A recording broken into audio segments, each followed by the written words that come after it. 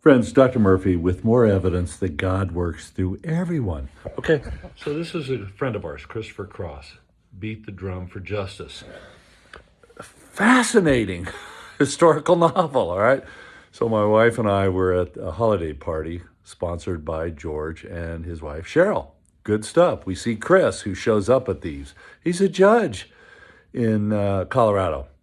And we learn about this new book, and I start reading this, and I'm just engrossed. I'm going to read every word of it because he's such a great storyteller.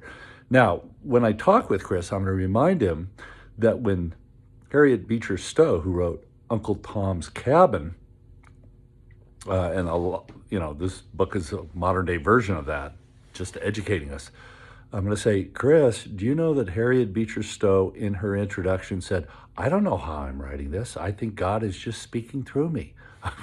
Okay, I'm just writing whatever God asked me to write. All right.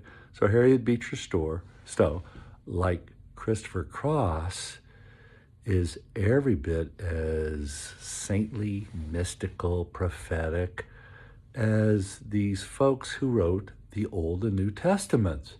Duh, go figure.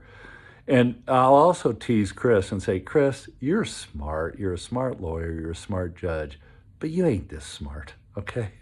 You cannot write all of this just because you're a good storyteller.